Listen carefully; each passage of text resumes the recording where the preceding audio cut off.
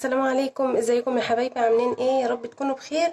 فيديو جديد النهارده باذن الله. هنعمل مع بعض صنف حلو سهل وسريع ومكونات موجوده معانا في البيت ان شاء الله. الحلو اللي احنا هنعمله النهارده هنحتاج ليه الشربات.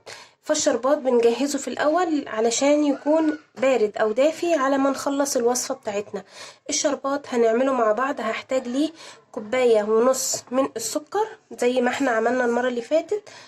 دايما بنعمل الشربات بالطريقة دي بيطلع ناجح وقوامه مظبوط جدا. كوباية ونص من السكر هنزل عليهم بكوباية ونص من المية. كوباية ونص من المية. اللي مقدار الشربات ده بيدينا شربات قوامه متوسط حلو كده، مش خفيف. وهبدأ دلوقتي اقلب في الشربات بتاعي على البارد قبل ما ارفعه على النار، وهقلبه كده بالراحة خالص علشان السكر ما يطلعش على اطراف الحلة، وبعد كده الشربات يسكر منك بعد ما يبرد. ده الشربات المظبوط اللي عمره ما هيسكر معاكي. اهو هقلبه كده لحد ما اتأكد ان السكر خلاص قرب يدوب، وبعد كده هرفعه على النار على البوتاجاز. مجرد ما هيغلي هعصر عليه عصرة نص ليمونة. هعصر عليه عصرة نص ليمونة بس لما يغلي الاول، وبعد كده قبل ما اطفي عليه هسيبه يغلي حوالي 10 دقايق. وقبل قبل ما اطفي عليه رشة بسيطة جدا من الفانيليا.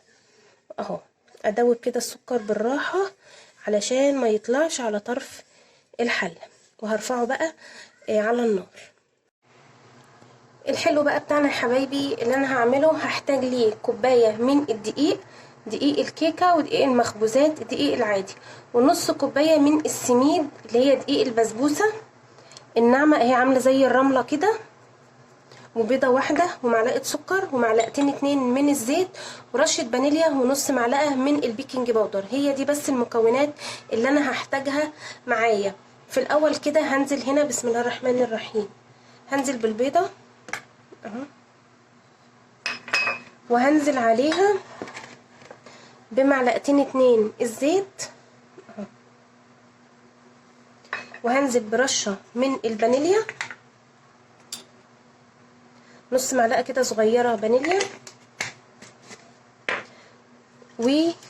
ومعلقة من السكر، معلقة سكر.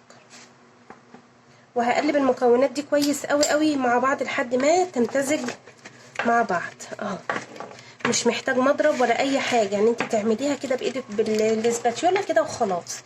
اهو يبقى انا كده حطيت البيضه والفانيليا ومعلقتين 2 الزيت ومعلقه السكر والمعلقتين 2 من الزيت اهو. بس مش هتاخد وقت معايا خالص. بعد كده هبدأ اضيف كوباية الدقيق ونص كوباية من السميد اللي هو دقيق البسبوسة، بيتباع سايب. انا مش عايزة اللي هو بتاع باكيتات البسبوسة اكياس البسبوسة الجاهزة، لا انا عايزة دقيق السميد اللي هو بيتباع سايب من بره، ما بيبقاش عليه اي اضافات. ونص معلقة من البيكنج باودر اهو. هقلب المكونات الجافة دي كده كويس مع بعض، وبعد كده بقى هبدأ اضيف مية للعجن. لو انت حابة تضيفي حليب تعجني بيه ممكن، بس وممكن مية تبقى حلوة كده خفيفة وسهلة، مية وخلاص للعجن. هبدأ اضيف المية بالتدريج لحد ما العجينة تلمي معايا اهو لحد ما العجينة تفك من ايدي وتلم معايا، احصل على قوام عجينة متماسك ان انا اقدر اشكلها معايا.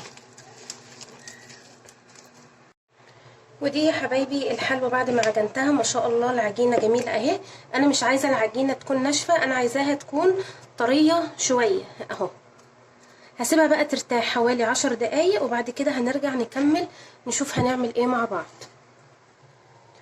وبعد يا حبايبي ما سبت العجينة حوالي 10 دقايق ارتاحت اهي علشان اعرف افردها عندي هنا السطح ده انا دهناه زيت، سطح الرخامه انا مبطناه كده بالزيت. هبدا افرد بسم الله الرحمن الرحيم العجينه بتاعتي اهو. كل ما تسيبي العجينه ترتاح هتتفرد معاكي بكل سهوله اهو. انا عايزاها تكون على شكل كده ايه مستطيل اهو. هفرد العجينه بتاعتي اهو بمقادير بسيطه خالص، هتعملي ان شاء الله حلوه جميله قوي بجد يعني، وطعمها هيبقى حلو قوي، هيعجب ولادك وهيعجب طبعا زوجك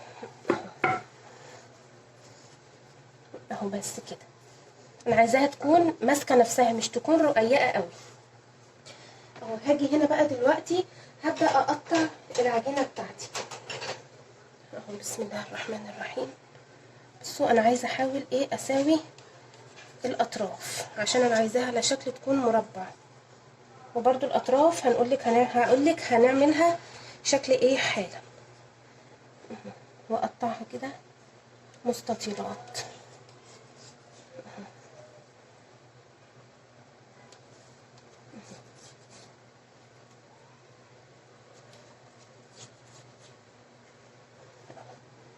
هبدأ بقى ايه اقطعها مستطيلات كده بالعرض.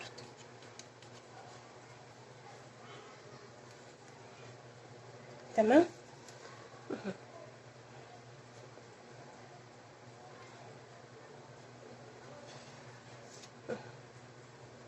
الحجم ده كويس.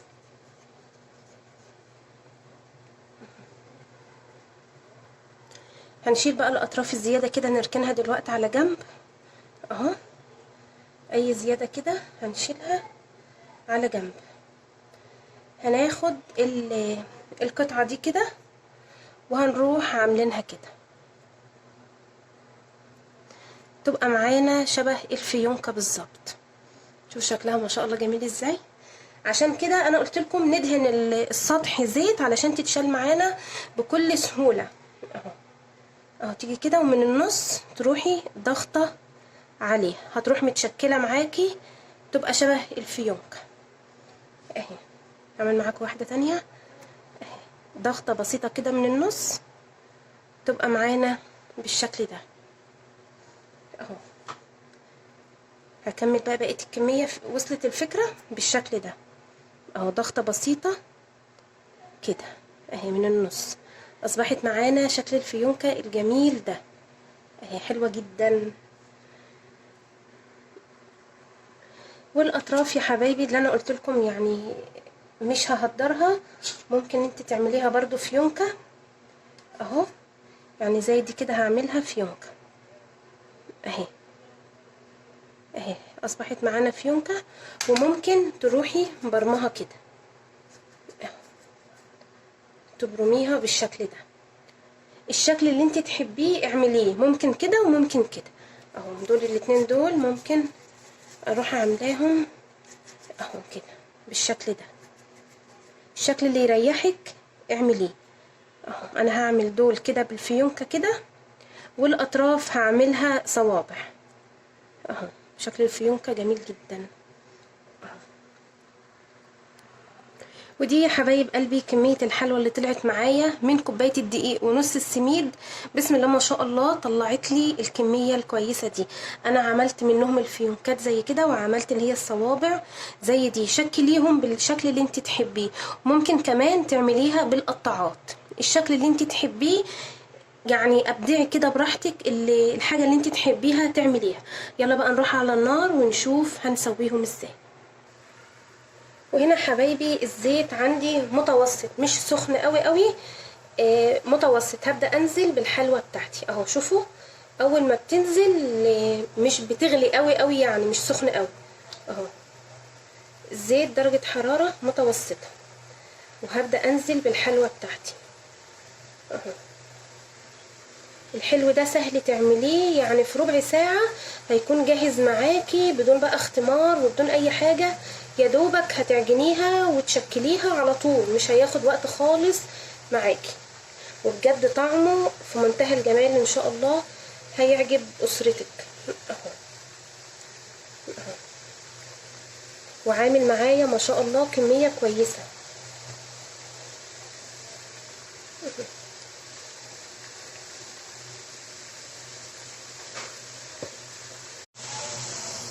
وبعد يا حبايبي ما ياخد معايا اللون المحمر ده هبدا اقلب الحلوه بتاعتي اهي. ما شاء الله متماسكه وما فكتش ولا جرالها اي حاجه اهو. هبدا كده اقلبها على الجهه التانيه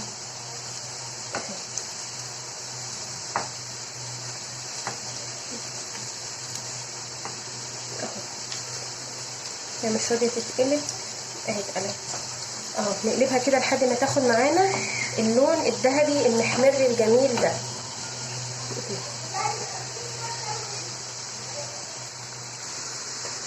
وبعد يا حبايبي ما اخدت معانا اللون الذهبي الجميل ده، انا عندي الشربات خلاص بقى جاهز.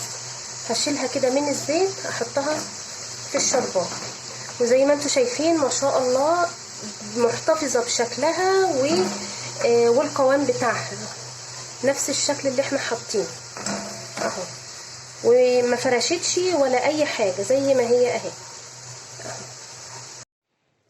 ودي يا حبايبي الحلوه بتاعتنا بعد ما اتحمرت وخدت اللون الذهبي الجميل قوي قوي ده معانا، وشكلها بصراحه حاجه كده تحفه تفتح النفس والله. مقادير بسيطه قوي قوي عملنا حاجه شكلها بجد تحفه. وكمان انا التحمير انا هديت عليها النار علشان هي فيها بيض بتاخد لون بسرعه، فعلشان تتاكدي ان هي تكون مستويه من جوه في الاول النار بتكون عاليه، وبعد كده بتهدي عليها النار علشان تستوي براحتها، وبتتحمر وبتاخد معايا من على اليمتين الاتنين اللون الذهبي الجميل ده. بصراحه شكلها تحفه وجميله قوي قوي ان انت تاكليها، حاجه كده بصراحه في منتهى الجمال. وكمان مهم ان انت بعد ما هي تطلع من الشربات تسيبيها شويه في الشربات علشان تشرب من الشربات بتاعك، وتكون شوفوا شربه من الشربات من جوه اهي. ما شاء الله شوفوا حاجه كده بصراحه تحفه من جوه اهي.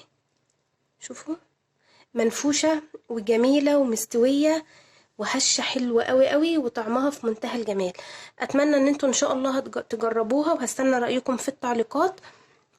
ولو حابين اي حاجة يا ريت تكتبوها لي تحت في التعليقات وانا تحت امركم. يا رب يا حبايبي الوصفة تكون عجبتكم. لو عجبكم الفيديو ما تنسوش لايك للفيديو واشتراك في القناة لو اول مرة تزوروا قناتي. وشكرا لكم حبايبي، والسلام عليكم ورحمة الله وبركاته.